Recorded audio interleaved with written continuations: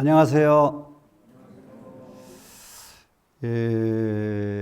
지금까지 공부했던 부분은 소위 말하면은 세간법이었습니다. 세간법.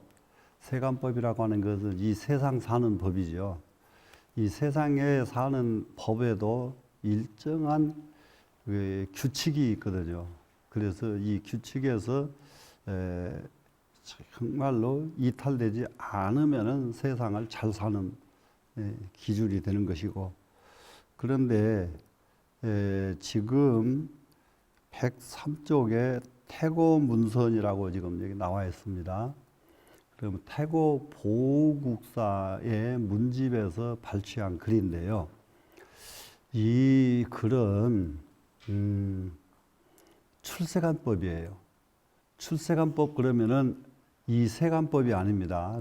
그렇기 때문에 이 내용이 이 태고 보국사의 이 내용은 무엇과 같느냐 그러면은 이 산하대지의 일체 만물 모두가 다 하나예요. 그렇기 때문에 구름을 보고 구름이 되고, 흘러가는 물을 보고 물이 되고, 날아가는 새를 보면은 새가 되고, 이렇게 해서 세간법은 전부 내 눈앞에 보이는 데에 보이는 것마다 나의 상대가 아니고 내가 그와 더불어 둘이 아닌 하나가 되는 이런 공부가 출세간법 공부입니다. 그리고 출세간법 공부는 정말로 이런 공부를 한 사람이 많이 세상에 있을 때에 그 나라가 가장 복받은 나라고 가장 나라에 재난이 없는 그런 시대가 됩니다. 이 보국사 하면은 한 가지 아주 그 유명한 것은 이분은 고려의 말기 때의 고승이에요. 고려 말기 때. 그런데 보국사는 세상 사람들이 그렇게 크게 잘 알려지지 않고 모르는 사람이 굉장히 많습니다. 그런데 고려 말기에 대표적인 사상가이면서 대문학가인 모군 선생은 다 알지요. 여러분 모군 선생 다 기억나지요? 모군 선생. 대답을 안 하면은 모른다는 말씀인가? 네. 목은 이색, 목은 선생. 이 목은 선생을 만약에 모를 것 같으면은 이분이 얼마만큼 뛰어났느냐 하는 부분을 한번 한두 가지로만 그냥 말씀을 해드릴게요. 굉장히 이른 나이에 20대 초반 하다 이른 나이에 과거에 장원 급제를 한 분인데, 그때 당시에는 우리나라가 고려 말기이기 때문에 고려 말기면은 중국이 아니고 원나라였지요. 원나라. 이 원나라에서 몽골 사람들과 고려의 관계, 여러분 기억나실 거예요. 역사적으로 기억이 다 학교에서 조금씩은 다 배웠으니까. 그래서 공민왕이죠, 지금 고려 당시에 이쪽에 저기는 원나라에 가가지고 원나라 공주를 데려오잖아요. 원나라 공주를 데려와서 그 공주가 얼마만큼 원나라 사람 같지 않고요. 우리나라 사람보다 우리나라를 더 사랑해 줬어요. 그분이. 그러니까는 그게 너무 고마워가지고 그거 아주 그냥 뭐라고 기억나죠? 노국공주 그렇게 기억을 하죠? 네, 노국공주. 예, 이게 그분이 그야말로 이 공민왕을 너무 사랑하고 좋아도 했는데 그 문제가 아니라 이분이 그야말로 우리나라를 잘 되게 하기 위해서 별의별 것을 다 제안을 해주고 별의별 것을 다 가르쳐주고, 그래서 임금이 할 수 있는 부분, 임금의 고민을 다 해결해주고 덜어주던 분이 이 노국공주였거든요. 그런데 노국공주가 일찍 가버리잖아요. 그거 안 갔으면은 고려가 안 망할 수가 있었어요. 그 사람 하나예요, 전부 다. 사람 하나가 나라도 망하게도 하고 나라를 잘 되게도 하고 이러거든요. 그래 이제 그 왕은 이미 그래서 이제 아주 폐인이 돼버리는 거예요. 폐인이 돼버리니 어떻게 돼요? 나라가 없어지죠. 원나라와 우리나라의 관계에서 원나라에서 그 고려를 얼마나 무시하든지 사신이 오기만 오면은, 원나라 사신이 오기만 오면은 우리 고려 사람들, 고려 왕실에서부터 모든 사람들을 그야말로 무릎 꿇여 놓고 어마어마하게 무엇을 얼마를 가져와라, 무엇을 제출해라, 뭘 말도 할 수가 없습니다. 이게 만행을 부린 것이. 그런데 그 중에서도 사신으로 오는 사람 하나가 올 때마다 그렇게 고려를 애매했던 사신이었어요. 올 때마다. 그런데 그때에 이제 사신을 영접하려면 영접관이 있어야 되잖아요. 영접하는 관리가 있어야 되는데 서로 영접을 안 하려고 그러는 거예요. 이 사신이 너무 못된 사람이다 보니까. 그래서 서로 안 하려고 하니까 억지로 그러면은 이 모군 선생을 추천을 해서 딴 사람이. 그래도 이게 과거에 급제를 그 장군 급제를 했고, 그러니 아마 일을 좀 보내면 어떻겠느냐. 그래서 모군 선생한테 말을 하니까 모군 선생이 좋다, 내가 가겠다. 그래가지고 그때 당시는 백두산 그 두만강인가 뭐 압록강인가, 저는 그 강을 모르겠어. 그 강을 통해서 모두들 저기서 오잖아요 지금. 원나라에서 우리나라에 오는 길이. 그러니까는 거기 강 건너봐야 뭐죠? 저기 벼지 그런 거죠. 요즘 말로 말하면 조그마한 배 타고 그냥 노저으면서 이렇게 오는 강이란 말이에요. 그 강은. 그런데 이 모군 선생이 그 사신을 영접하기 위해서 딱 뭘로 변장을 하느냐? 변장을 합니다. 이 사람이 변장을. 그래 그 얼굴에 아주 수검장을 딱 칠하고, 눈은 한쪽 눈을 못 쓰게 된 것처럼 해가지고 애꾸눈 해서 눈을 하나를 이렇게 딱 가리고, 이렇게 해가지고 이제 그 소위 말하면은 뱃사공이 되는 거예요. 이 모군 선생이. 그래 이제 가가지고 이제 배에다 태웠다. 이제 타니까 그 사신이 모군 선생을 이렇게 보니까 눈이 하나가 없거든요. 그러니까는 그 원나라 사신이 바로 모군 선생한테 조탁 정장모기로다 날아다니는 새가 뱃사공 눈을 쪼아 먹어버렸나 보다. 그래서 눈이 하나가 없다 이 말이죠. 그런데 말을 그렇게 고약하게 하는 사람이에요, 사신이. 새가 뱃사공 저놈 눈을 쪼아 먹어버렸나 보지?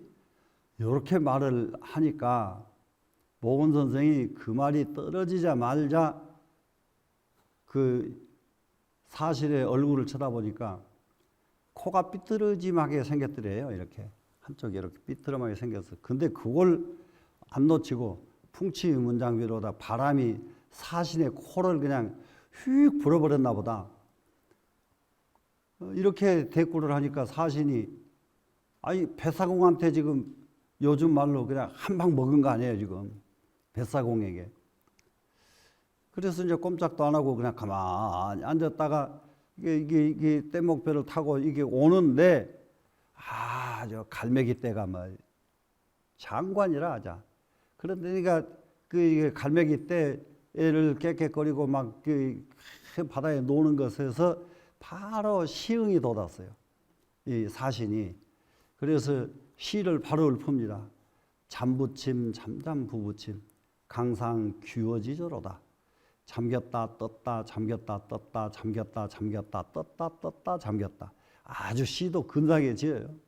강상 귀어지저로다. 강 위에서 물고기를 엿보는 새로구나. 예, 강 위에서 이렇게 기가 떴다가 잠겼다 떴다 하면서 물고기를 엿본다. 이렇게 또 시를 읊으니까 모근 선생이 그 말이 떨어지자마자 비상하 비상하 비비상상하 이렇게 이제 올라갔다 내려왔다 올라갔다 내려왔다 올라갔다 올라갔다 내려왔다 내려왔다 이렇게 똑같은 대꾸로 시를 지습니다. 그런데 기가 막힌 것은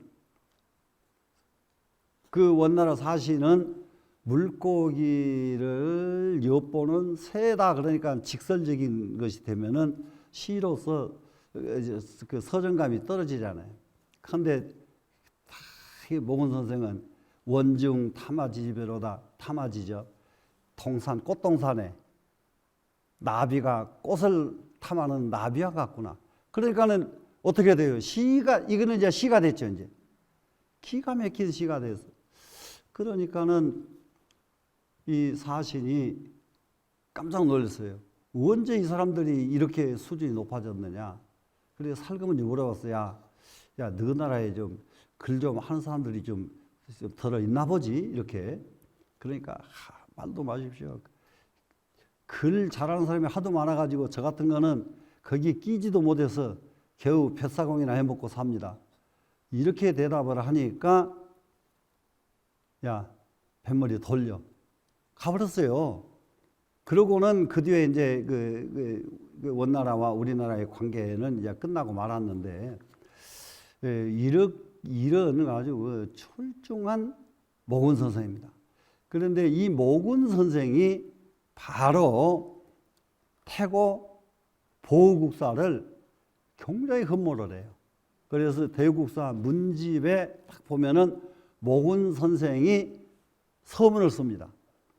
그 옛날에는 서문을 쓸 적에 자기가 존경하는 사람 아니고 이러면 안 쓰거든요. 자기가 존경하는 아주 존경하는 모근 보국사를 존경하는 마음으로 모근 선생이 서문을 쓴 모근 선생이 서문을 써서 이렇게 책을 편찬낸 분이 바로 태고 보국사입니다. 그럼 이제 이 스님이 그 스님의 그 전기를 얘기하려면 끝도 갓도 없으니까 이 스님의 지금 시를 지금 잠시 공부할 거예요, 지금. 그러면은 이런 시를 요즘 보면은 요즘 우리나라 이제 한글로 된 시도 그걸 뭐지 장시 있죠? 문장으로 되어 있는 게 시. 이런 그 긴 시가 있는데 옛날에도 이런 시가 있습니다. 이럴 때에는 대부분이 부로 무슨 부 이렇게 이름을 붙이든지 시로 붙이든지 그건 상관이 없어요. 그래서 이 이제 장문의 이제 큰 아주 그 시인데 이 시를 보면은 어느 정도 이분이 이 세속을 완전하게 떨쳐버리고 이 세속의 인연과 완전히 떨쳐버리고 대자연과 더불어 하나가 되었는지를 알 수 있는 시예요. 그런데 이 글을 보시면서 여러분에게 꼭 하나 이제 권장하고 싶은 게 하나 있습니다. 최소한도로 한시, 한문으로 된 시, 다른 시도 있으니까 만약에 다른 시도 좋은 시 있거든, 그냥 외우시고요.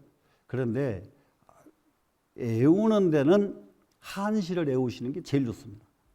백수만 한번 외워보세요. 언제까지? 금년 안으로. 금년 안, 진짜요? 그거 하루에 한 시씩 해도 그냥 그 백수 외우는 거는 100일이면 외우니까, 그러면 이틀에 한 수 해도 200일이면 외우고, 그게 하루에 한 수 외워야 됩니다. 백수를 한번 외워보세요. 내년에 백수 외우신 분의 눈에는 보이는 것이 다르게 보입니다. 이제. 그래서 오늘 이 시를 한번 보시겠습니다. 자, 이 시를 보면은 배구남가예요. 배구남. 그러면은 이 배구남은 여러분 아실 텐데 서여산이라는 산이 있는 거 아시죠? 서여산에 백운암이 있어요. 그 백운암에 계시면서 그 백운암에서 이 시를 지으신 시입니다. 한번 이제 보면서 한번 그 음미를 해보시자고요. 한번 시를 어떻게 짓는가 한번 보세요. 서여산상 다백운하니 장반서여 산상월이라 유시에 청풍 다 호산된 내보 타산 갱기절이로다. 이렇게 쓰겠습니다. 이게 한 시입니다 지금. 자, 이제 이 시를 놓고 옛날에 그 오대산에서 저희 사형 스님 한 분이 아동 문학 작가입니다. 그래서 아동 문학 세계에 지금 그 사형 선배님이 돌아가셨는지 계시는지 모르겠습니다만은 아주 최고 원로의 그 대우를 받고 계시는 분인데 추운 겨울철에 월정사에서 저녁에 상운사를 갑니다. 그래서 상운사를 가는데 한겨울에 가는데 밤중에 상운사라는 산속길을 갈 때에 달빛이 좋으니까 길을 떠날 수가 있지. 산속에서는 달이 없으면은 칠흑입니다. 그래서 달빛이 너무 좋아요. 상운사까지 이제 갑니다. 가는데 달밤에 오대산 전체 산은 하얗게 눈으로 쌓여가지고 눈이 허벅지까지 이게 차고 그러는데 그 속에 달이 밝게 떠 있으니까 한동안 올라가면서 서로 말이 아무도 없는 거예요. 왜 그랬을까요? 자연의 경관에 빠지면은 이 사람 소리가 아무것도 아니에요. 완전히 사람들이 주고받는 대화는 장애물이에요. 그건 장애물이에요. 전부가 다 똑같이 숨소리도 안 들려요. 숨소리도 안. 차각. 그 속에서 신발 자각 소리는 밖에 안 나요.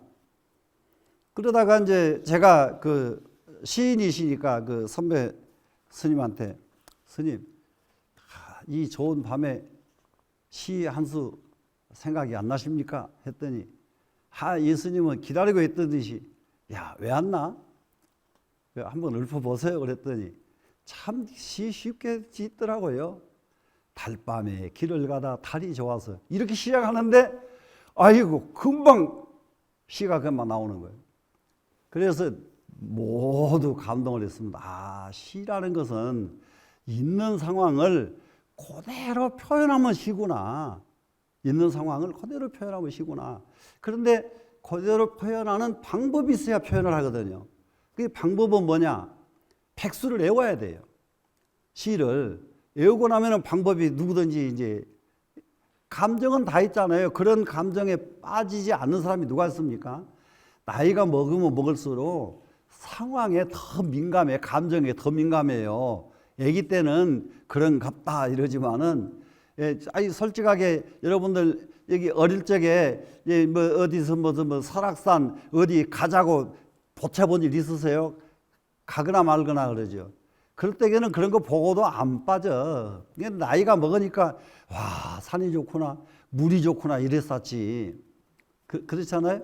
그러니까 그런 걸 탁 보면 그렇게 한 수가 나오도록 시를 백수만 꼭 외우시라고 해요. 되시겠죠? 한번 보시라고요. 뭐라고 했는가? 서여산 위에 흰 구름이 많으니. 그때 이게 서여산 백운암에 계시는데 거기에 흰 구름이 쫙 덮여 있는 거예요. 다 백운이 많은데. 장반 서여 산상월이로다 길이 긴장자는 길이입니다. 서여산 꼭대기에 뜬 달, 서여산상에 뜬 달 이 말입니다. 서여산상월, 서여산에 뜬 달과 친구를 한다. 그러니까는 이게 서여산의 백운암은 백운암이니까 흰구름하고 친구하지요. 흰구름. 그런데 달이 뜨면은 달과 친구를 하지요. 여기서 얼른 유추할 수 있잖아요. 물 흐르는 소리, 서해산 꼭대기 옛날에 가면 물 흐르는 소리 기가 막히거든요. 그 물 흐르는 소리 들으면 물 흐르는 소리가 또 친구가 돼요, 안 돼요? 친구가 되죠? 얼마나 기가 막히겠어요. 그 친구가, 그러니 새소리, 바람소리 모두가 다 친구가 안 될 방법이 없잖아요. 그런데 여러분, 아무리 좋은 곳에 가도 고민이 많은 사람이 그 산 속에 가서 그 산 자연하고 친구합니까? 고민이 많은 사람은 그러거나 산을 다 지나가고도 몰라 그런 경관이 있는지도. 맞죠? 그러면은 고민이 없이 살아야 산과 물 함께 친구할 수가 있다. 우리 가급적이면은 지금부터 우리 사는 것은 고민이 없이 살도록 좀 노력을 좀 해봐야 되겠다. 이렇게 좀 마음 쓰시면 되겠죠? 그래, 길이길이 서해산 꼭대기에 서해산상에 있는 달을 친구하더라. 유시에 청풍 다 호사한데 어느 때로는 유시에 그러면 이슬 유자를 안 써요. 그냥 때로는 그냥 그럽니다. 어느 때로는 맑은 바람이 자호사 이러니까는 이게 무슨 말이냐, 좋은 일이 많다 이런 게 아니라 맑은 바람이 좋은 일이 많은 건 뭐겠어요? 이렇게 바람이 산상에 구름을 이렇게 끄겠는데 그때 바람이 와서 슬쩍슬쩍 스쳐지고 가면은 그 바람이 얼마나 기가 막혀요? 이것이 다호사예요. 좋은 일을 막 일으켜 준다고요. 예, 다호사. 좋은 일이 많았는데 내보 타산 갱기절이라 이게 보세요. 그런데 이게 이 백운이 다른 산에서 건너왔어요. 지금 이 백운이 지금 소요산 산상에 있는 이 백운이 그 자리에만 있는 게 아니라 다른 산에서 건너왔는데 뭐라고 말하느냐? 야, 다른 산에 보니까 경치가 기가 막히더라. 이 말을 해주는 거예요, 지금. 누구한테? 이 보호국사한테, 보호스님에게. 그러니까 내보 와서 말해준다잖아요. 와서 말해준다. 뭐라고 말을 해줘요? 다른 산이 갱기절 다시 더 아름답더라. 그러면은 이 기자가 아주 뭐 뛰어나게 이런 거거든요. 예, 뛰어나게 그러면은 비교할 수 없이 끊어질 절자니까요. 말로 표현할 수 없이 아름답더라. 그 말을 해줍니다. 그러니까는 소요산에 누워 있어서 소요산에 쭉 빠져가지고 소요산이 제일인 줄 알았는데 지금 이 보국사는 그랬는데 이 구름이 와가지고 야, 너 여기 이게 누워 자빠져 있는데 너 여기만 좋은 게 아니야. 내가 저기 돌면서 와 보니까 다른 곳은 더 좋은 데가 너무너무 많더라. 이렇게 말을 해주는 겁니다. 이거 구름이. 자, 그러면은 우리 한번 잘 생각해 보십시다. 구름과 더불어 이렇게 대화를 해 보셨어요? 아이고야, 얼마나 재미가 없어. 예? 그런데 구름을 보고 이와 같이 대화를 하면은 얼마나 재미가 있어요. 그러겠죠. 예. 그래서 여기 이 시 한 구에서는 소요산 상해에 흰 구름이 많았는데 크게 길이길이 소요산 위에 뜬 달과 함께 또 친구도 했다. 그러면은 이 보우선사는 흰 구름과 또 구름 속에 떠 있는 달을 함께 친구하면서 계셨다 하는 것이 이 속에 들고 있죠. 그러면은 여기서 한 가지를 더, 친구가 이렇게 좋은 친구가 있는데 밖에 나올 생각이 있어요, 없어요? 네, 이거예요. 이게 이제 출세관이에요. 세관법이 아니에요. 여러분은 혼자 어디 가서 산속에 떡 있으라고 그러고 너 여기서 살아봐.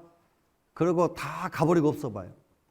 얼마나 견딜 수가 있을까요? 못 견뎌요. 뭐 때문에? 외로워서.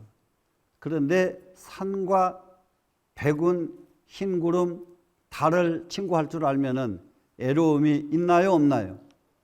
없죠. 예. 그래서 이제 이게 길이 산상을 달과 함께 친구를 하는데, 그런데 어느 때는 거기에다가 맑은 바람까지 붑니다, 이제. 그러니까 친구가 하나 더 늘지요, 지금. 그러면서 참 맑은 바람이 불어서 서늘하게, 시원하게 만들어주고 있단 말이에요, 지금. 만들어주고 있는데, 그러는데 이 흰 구름이 말하기를, 자, 다른 산은 정말 더 좋은 산이 끝도 갓도 없이 많더라. 이 소리를 해주더라, 이런 얘기입니다, 지금.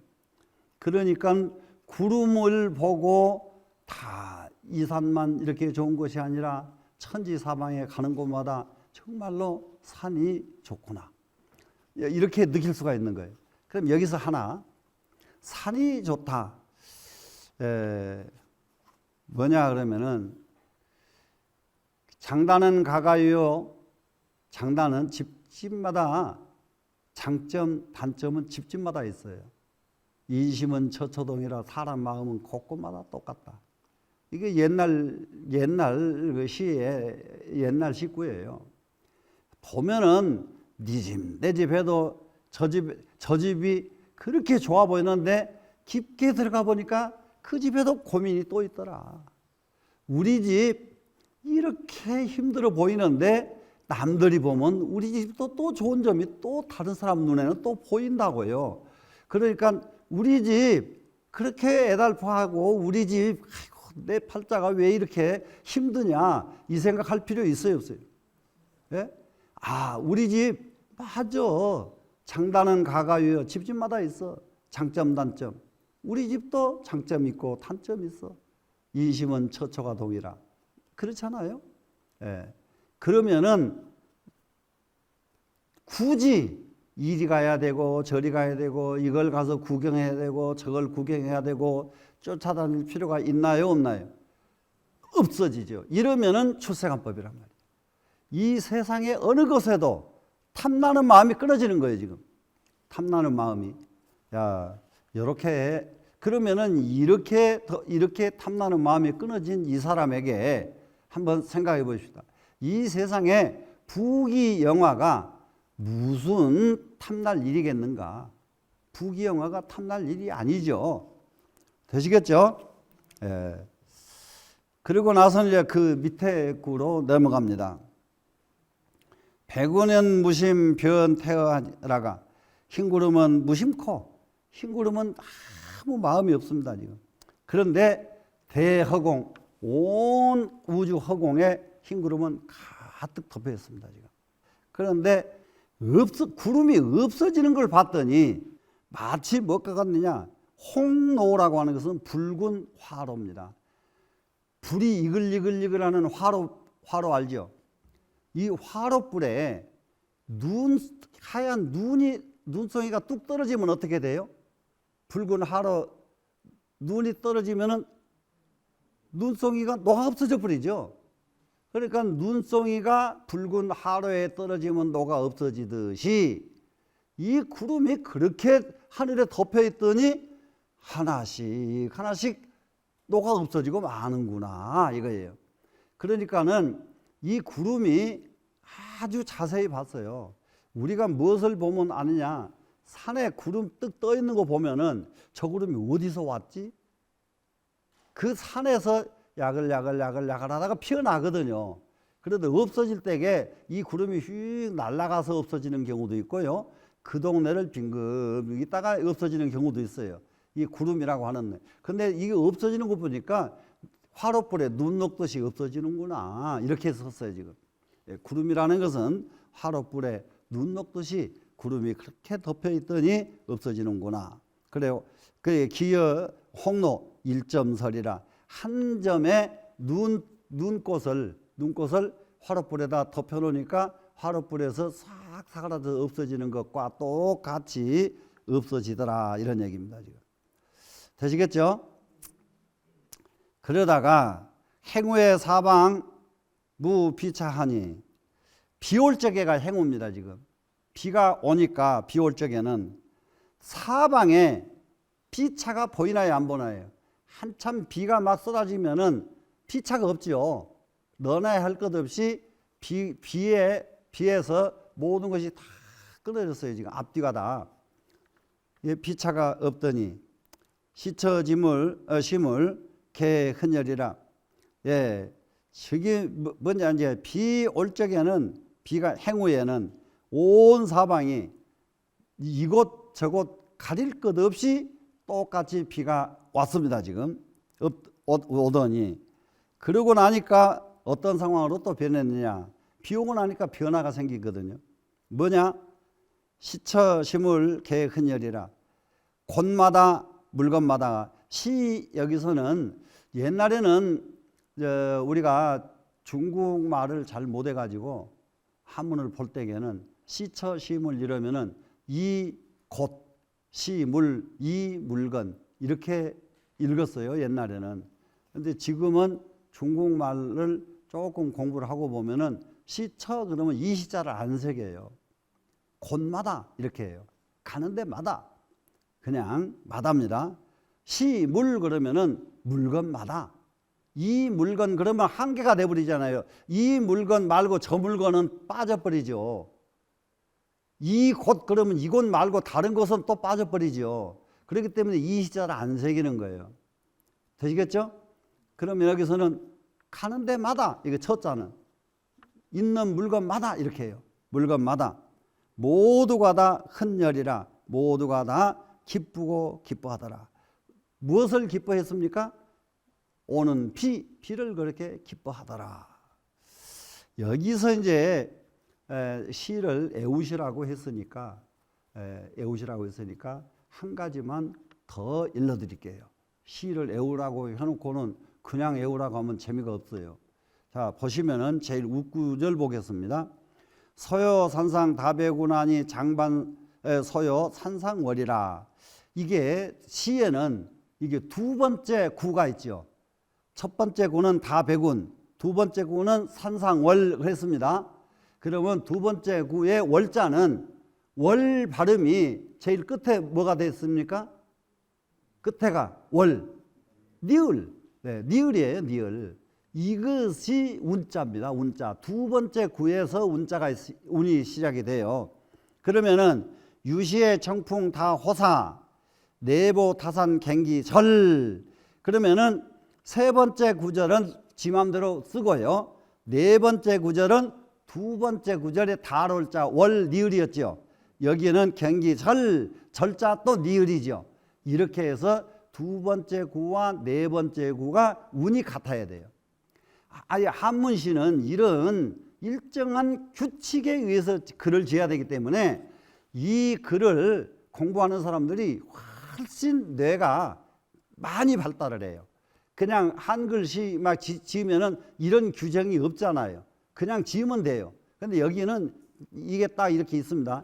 여기에다가 또 고절을 붙이는, 고절 장단을 붙이거든요. 그러면 장단음을 또 배워야 돼요. 그런데 지금 고저 장단음을 배워가지고 한시 애우라 그러면은 한시 애우기도 힘들어 죽겠는데 고저 장단까지 하려니까 힘들다. 그거는 너무 무리. 그러니까는 두 번째 구와 네 번째 구에 운을 붙인다는 것, 요 정도만 딱 아시면 돼요. 되시겠죠?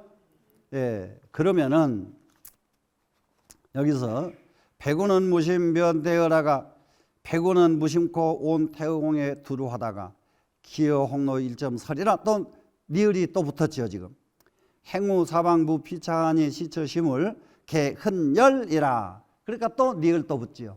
이렇게 해서 두 구와 네 번째 구 마지막 글자는 똑같이 음을 같이 써줘야 그것이 운이라고 그래요. 되시겠죠? 예. 그러면 이제 나중에 요것만, 그러니까 나중에 이제 글을 모르겠죠. 지금 그 뜻을 모르겠으면은 이 운을 보고 여기서 이 구는 끝난 것이 여기다, 이걸 알아차리는 거예요. 여기서 그러게 두 번째 구와 네 번째 구가 운이 같으면은 여기가 한 시다, 이렇게 한 구다, 이렇게 되시겠죠? 그러고 나니까 찰나길에 차산이 하니 찰나에 돌아왔다. 어디로? 이 산속으로 돌아왔습니다. 찰나에 이 산속으로 딱 이게 돌아오니 삼광이 착색 수오열이로다. 산빛은 정말로 아주 이게 착색했다니까 물들여 놓은 것 같고예요. 그러면 산빛을 물들여 놓으면은 무슨 빛이 나오나요? 파란 빛이 나오지요. 그렇기 때문에 여기서는 파란 빛이라는 글자가 없어요.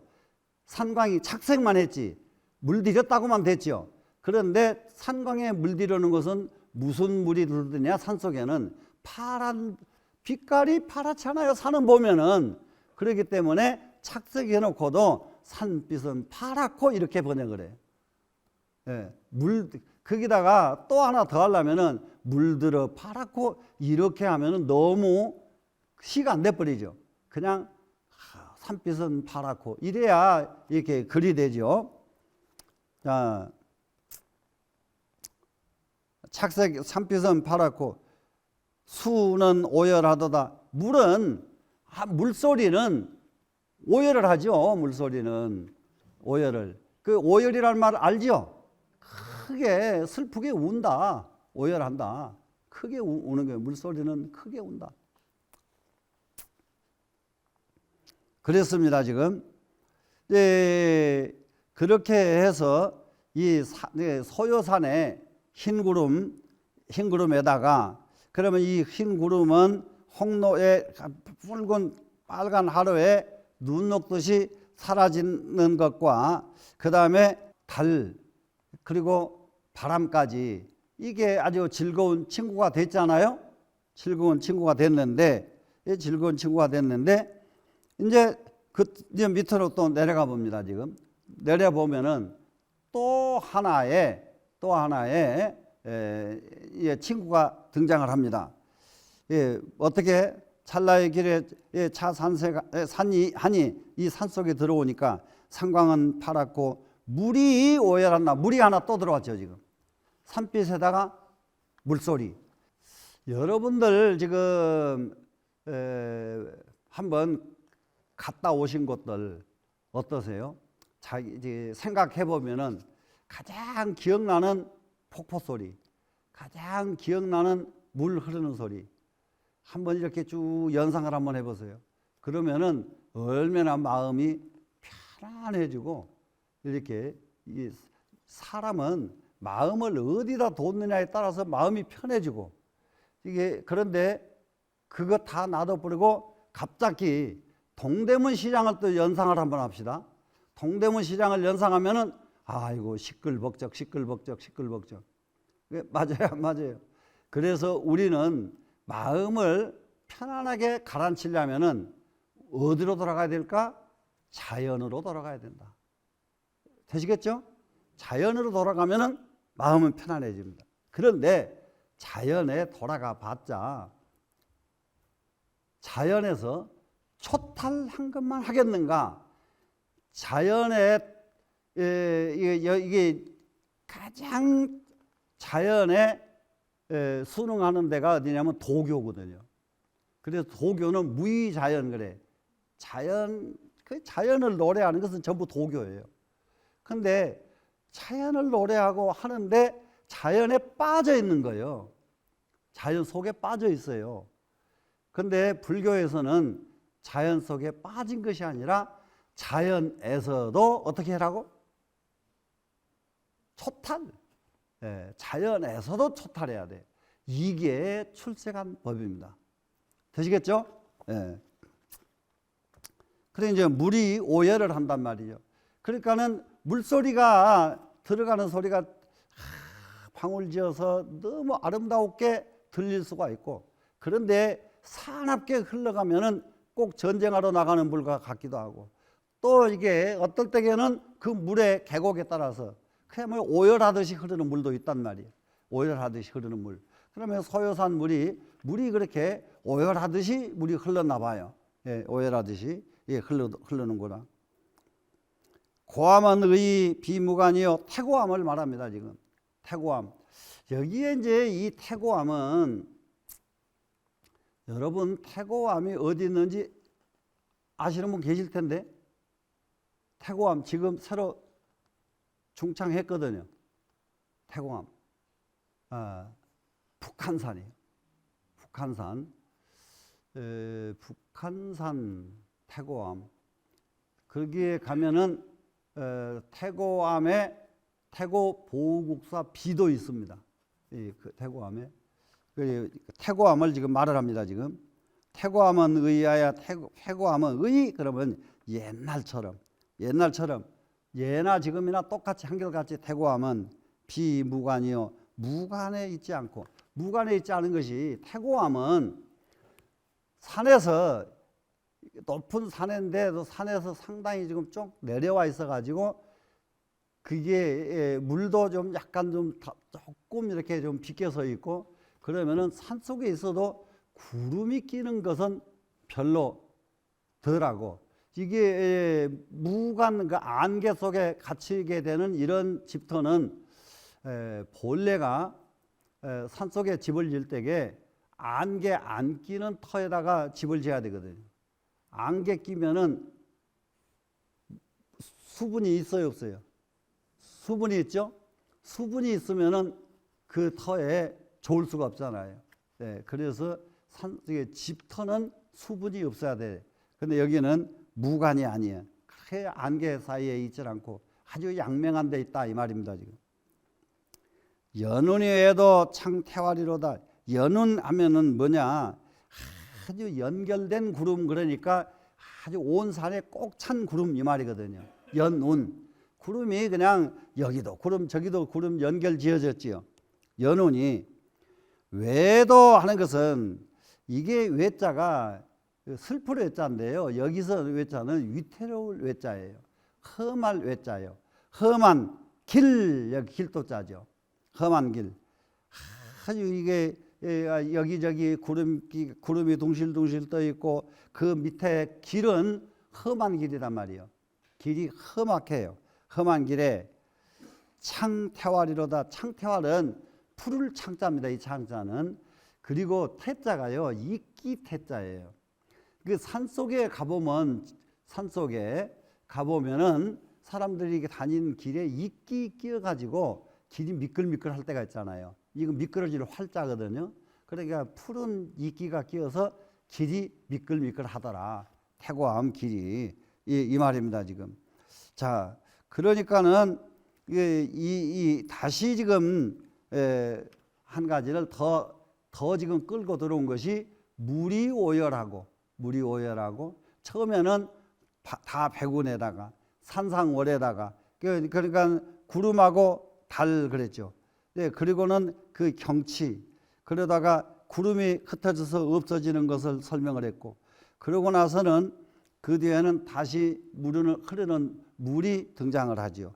그래 물 등장하는 이곳에 가까이 보니까 태고암은 옛날이나 지금이나 똑같이 안개가 쌓이지 않는 곳이 태고암이고 연운 연결되어 있는 구름의 험한 길에 이끼가 딱 끼어 있도다. 이끼 끼어 있는 길 이 말이거든요. 이런 지금 태고암 그러면은 거기다가 무엇까지 다 들어갔느냐? 흘러가는 물에다가 암자까지 살고 계시는 이 태고선사가 계시던 태고암이거든요. 자기가 살던 자기 암자예요 지금. 암자까지 이게 딱 드러나면서 이게 점점 이제 앞으로 한 단계씩